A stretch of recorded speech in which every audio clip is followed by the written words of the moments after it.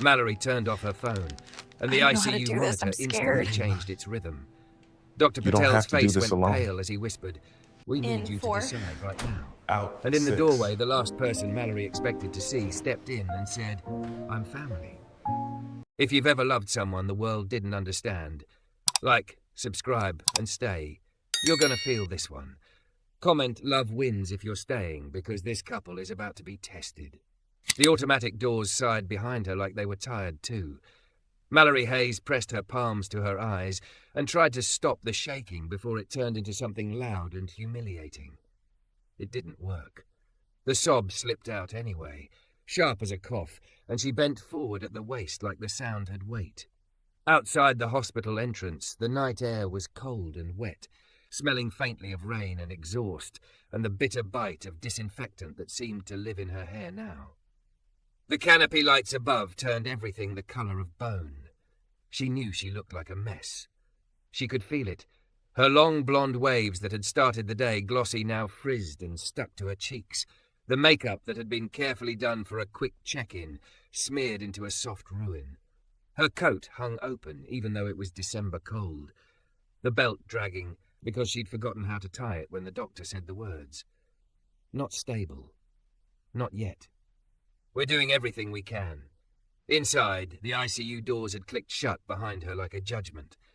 There was a moment, right before she fled into the hallway, when she'd watched her father's chest rise and fall under the sheet and thought, absurdly, that it looked like he was trying to swim his way up from deep water.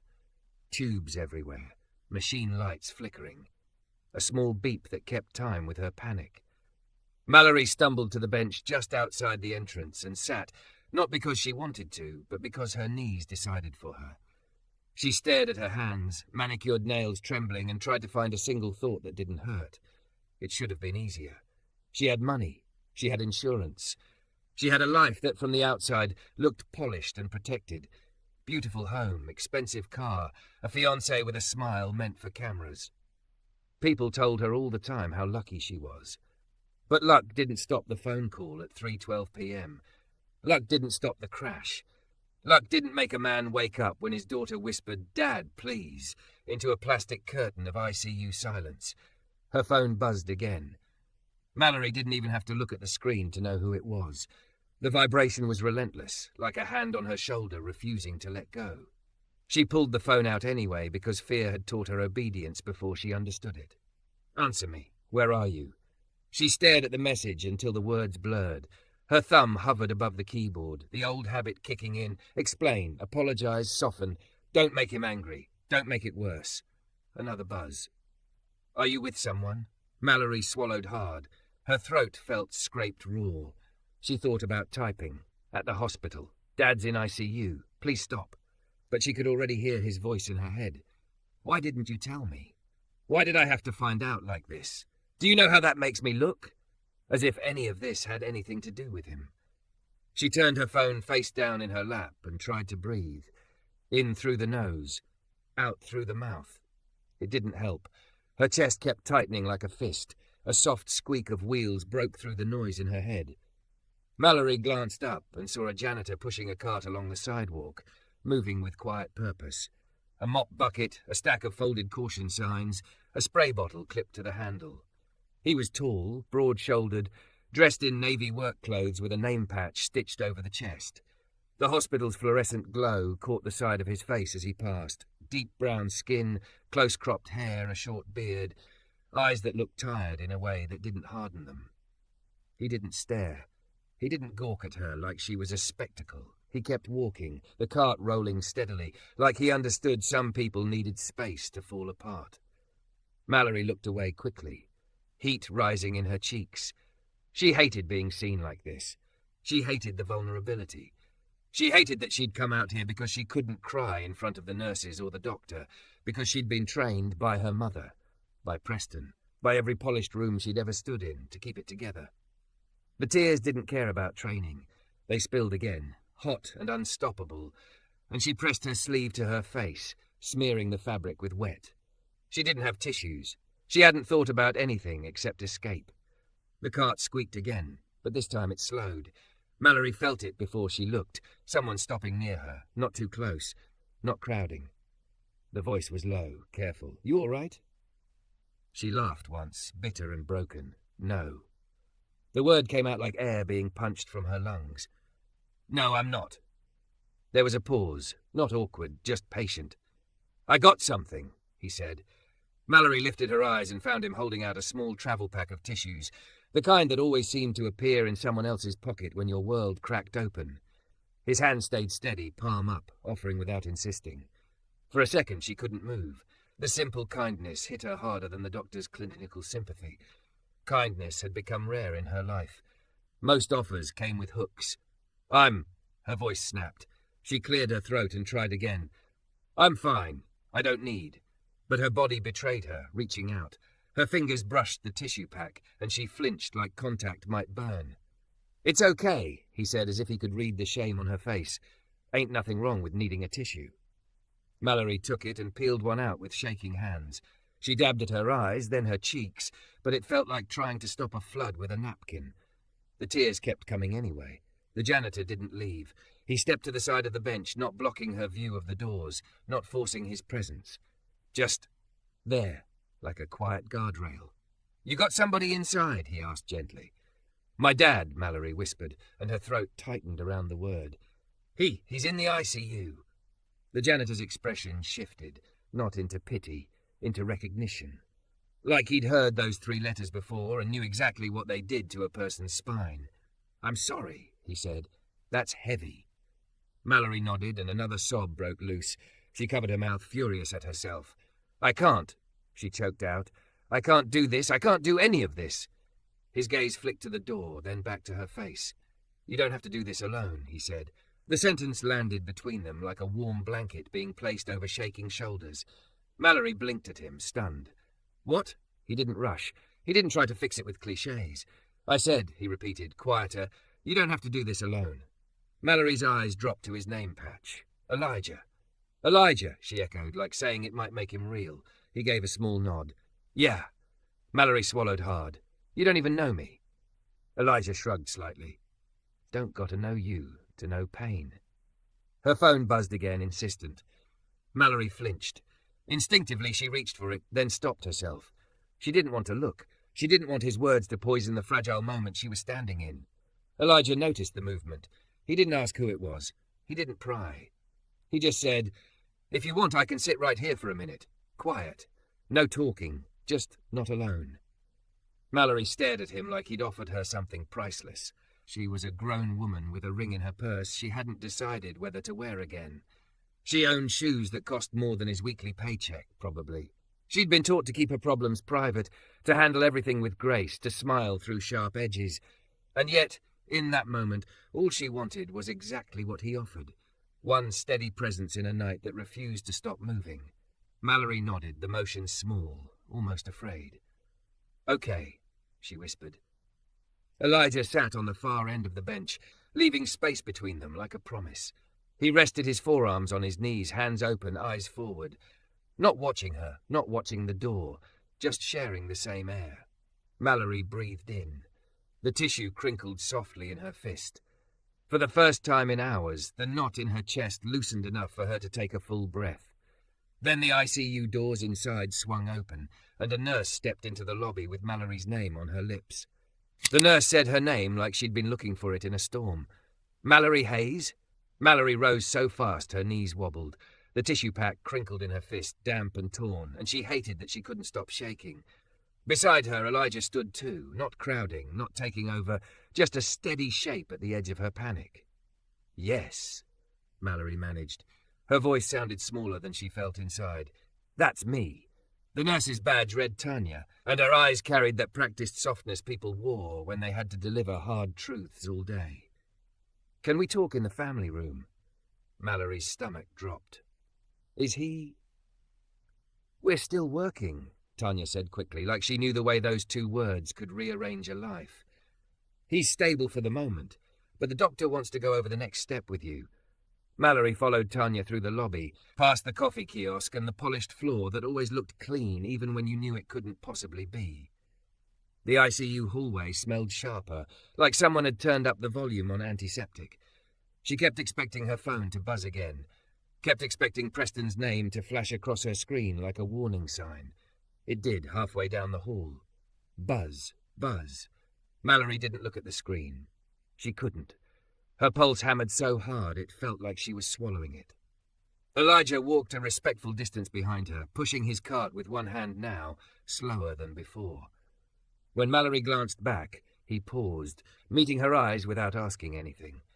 That alone, someone not demanding an explanation, made her throat burn.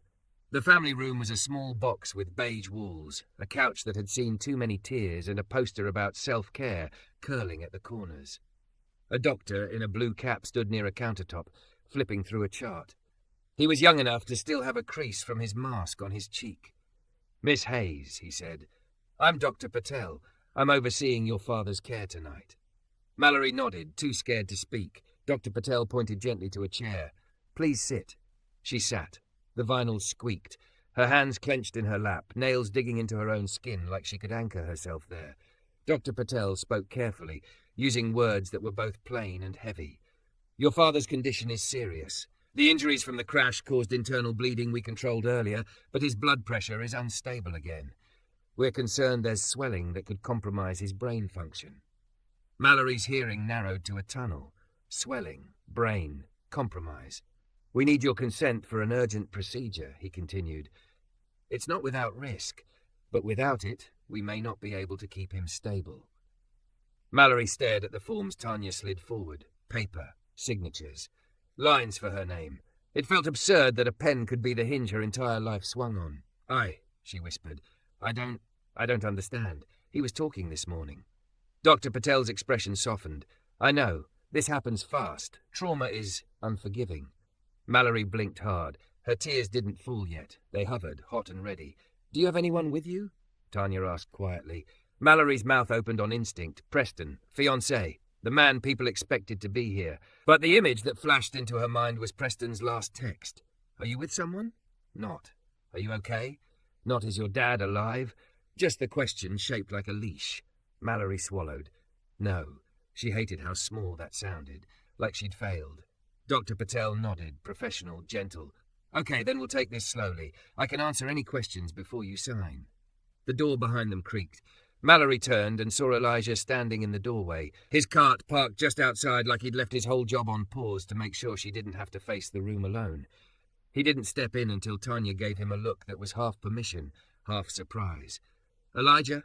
Tanya said, eyebrows lifting as if she recognized him. He dipped his head. "I was just nearby." Mallory's chest tightened, and this time it wasn't panic.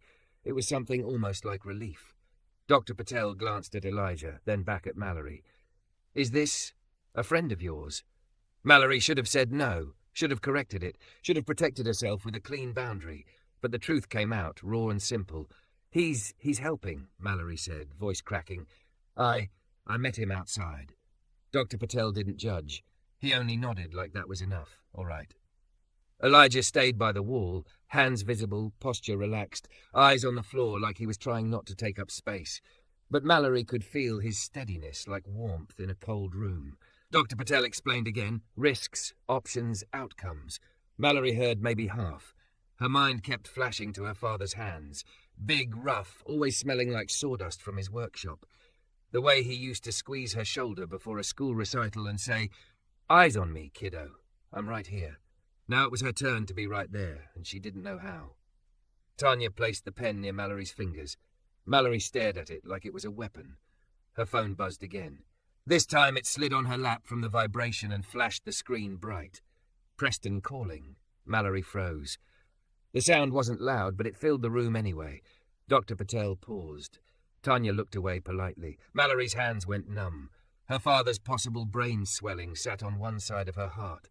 Preston's demand sat on the other, heavy in a different way. Elijah's voice came quietly from the wall. "You don't got to answer that right now." Mallory's eyes snapped to him. He didn't look at the phone. He looked at her face.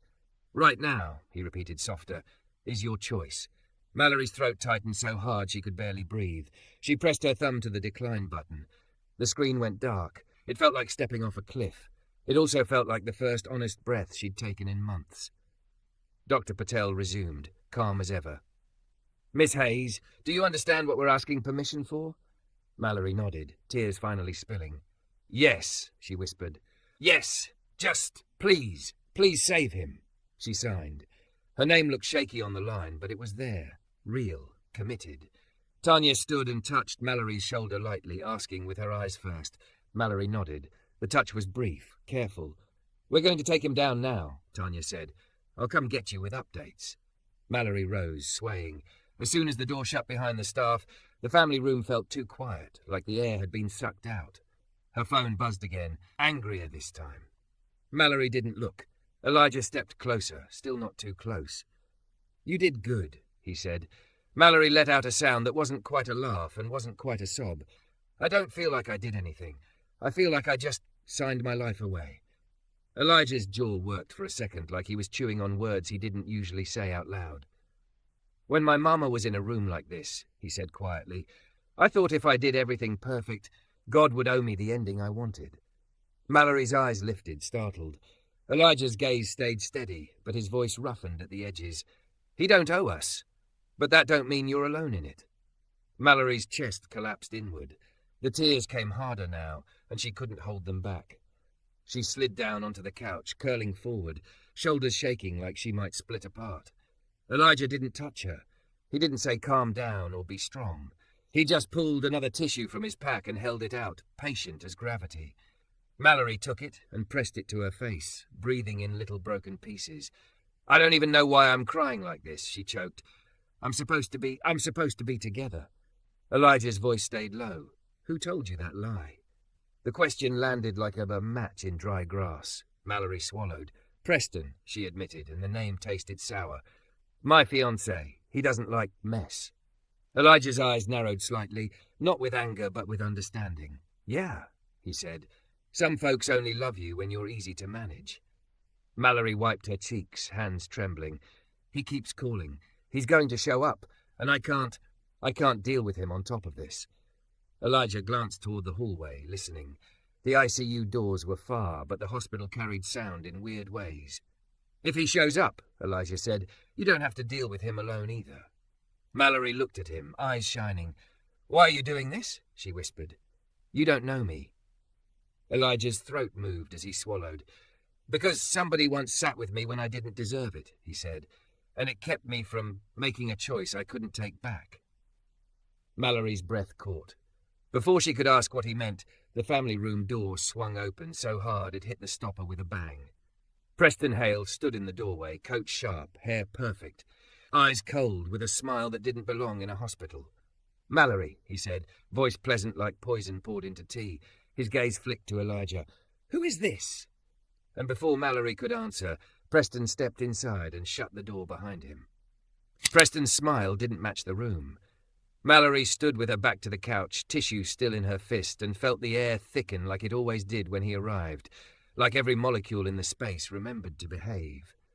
Mallory, Preston said again, softer this time, like he was scolding a child for wandering off. I've been calling you. Her mouth went dry. My dad is in surgery. Preston's eyes flicked toward the door as if the word surgery was a minor inconvenience in his evening. Then his gaze snapped back, sharp, assessing, already rewriting the scene to suit him. You couldn't answer one call? I was signing consent forms, Mallory said, and heard the tremor in her own voice. She hated it. She hated that her body reacted to him like he was weather, inevitable, dangerous. I was. She swallowed. I was trying to breathe. Preston stepped farther into the room, the expensive wool of his coat brushing the chair like he owned it. His eyes slid to Elijah, lingering with the kind of contempt that didn't need words. And who is this? And who is this? Voice polite. Elijah didn't move. He stayed by the wall, hands open, posture calm. He looked at Mallory instead of Preston, like he was silently asking permission before he spoke in her life. Mallory lifted her chin. His name is Elijah. That's not what I asked. Preston's smile sharpened at the corners. Is he security? A nurse? Or are you just collecting strangers now? Mallory felt heat crawl up her neck. He works here. Preston's gaze dropped. Name patch, work clothes, the cart visible through the crack in the door. Then the smile turned ugly. A janitor. Elijah's expression didn't change, but Mallory saw something tighten in his jaw, quiet dignity bracing itself against old familiar disrespect. Mallory's hands clenched so hard the tissue tore. "Don't," she said. Preston looked at her like she'd spoken out of turn. "Don't what? Don't talk about him like that." Her voice steadied on the second sentence, surprising her with its spine.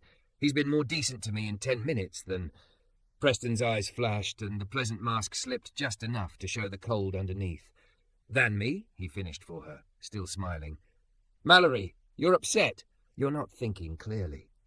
Something in her chest snapped, quiet, clean, irreversible.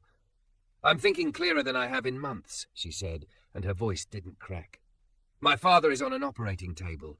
I do not have room for you to make this about you." Preston stepped closer, lowering his voice like the room itself might report him.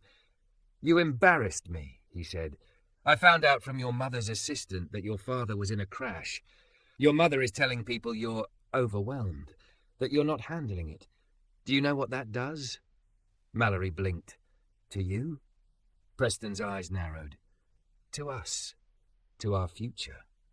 Mallory stared at his face and realized with the clarity of a light turning on that he truly believed her grief was a public relations issue. Her phone buzzed again in her pocket, and she didn't have to look to feel the threat of it. Preston's gaze dipped toward her coat like he'd heard it too. "Give me that," he said. Mallory stepped back instinctively.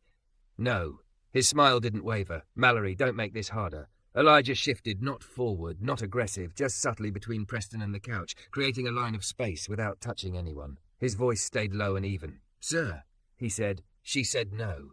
Preston's eyes hardened. "Stay out of it." Elijah didn't flinch. "I'm not in it," he replied. "I'm just hearing her." Mallory's throat tightened. "I'm just hearing her." Like that was a radical act. Preston reached anyway, not for her face, not dramatic, just for her wrist, quick and proprietary, like he was correcting a misbehaving limb. His fingers closed around her skin.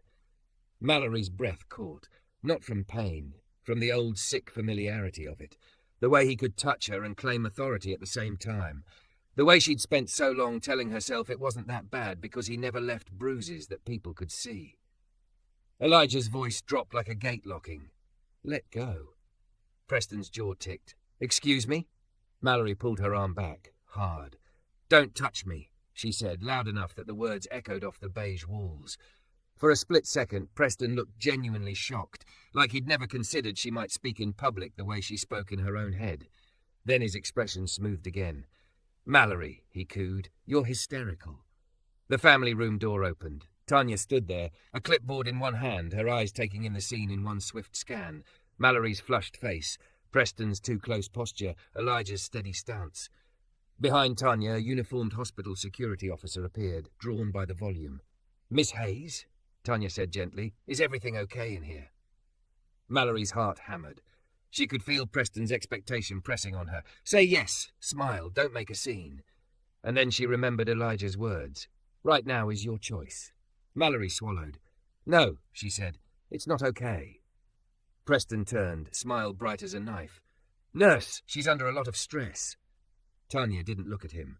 Her eyes stayed on Mallory, asking without forcing, "Do you want him to leave?" The silence stretched, heavy and terrifying. Mallory thought of the ICU bed, the beeping, her father's hands, thought of the way Preston's calls had always come at the worst times, like he could smell her weakness and wanted to claim it. Mallory lifted her chin. "Yes," she said, "I want him to leave." Preston's smile finally cracked. "Mallory, don't be ridiculous." The security officer stepped forward, calm but firm. "Sir," he said, "you'll need to step out." Preston's gaze snapped back to Mallory, disbelief turning into anger. "You're doing this because of him?" His eyes cut toward Elijah like he was a stain. "Because you want some hero story in the hallway?"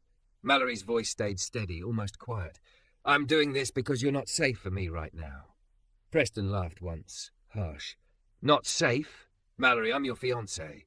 Mallory felt tears sting her eyes again, but this time they didn't blur her. "Then you should have acted like someone who loved me," she whispered, "not someone who owned me." The security officer repeated himself, closer now. "Sir, let's go." Preston's face tightened, and for a second she saw the raw, unmasked rage, the part of him that always appeared behind closed doors, the part she'd spent years trying to pacify. Fine, he snapped and leaned in close enough that only she could hear. You'll regret this. Mallory didn't step back. Her hands shook, but her feet stayed planted. Maybe, she said, voice trembling, but I won't regret keeping myself alive. Preston stared at her as if she'd become a stranger. Then he spun toward the door and walked out with the security officer, his coat swinging behind him like a cape that no longer fit. When the door shut, Mallory's knees almost gave out. Tanya moved closer. You did the right thing, she said softly. Do you want us to note this in your father's chart so only approved visitors can come through? Mallory nodded, swallowing a sob. Yes, please. Tanya's expression sharpened into professional action. Okay, I'll take care of it. The hallway grew quiet again, but it was a different kind of quiet. Cleaner, like someone had opened a window. Mallory turned to Elijah, and the words came out broken. Thank you. Elijah's eyes softened. You did that, he said, not me. Mallory wiped her cheeks with the back of her hand. I didn't know I could. Elijah gave a small nod, like he'd been waiting for her to learn the truth he already knew. You've been doing hard things alone a long time, he murmured. That don't mean it's how it's supposed to be. Mallory's phone buzzed again. Another message, another attempt to pull her back into his gravity. Her fingers hovered, then she powered it off completely. The silence that followed felt like oxygen. A few minutes later, Dr. Patel appeared in the hallway, removing his cap. His eyes found Mallory immediately. Her whole body tensed. Is he? Dr. Patel exhaled. The procedure went as well as we could hope, he said. Your father's stable. He's still critical, but the pressure is down. We have a window. Mallory's breath left her in a sob she didn't fight.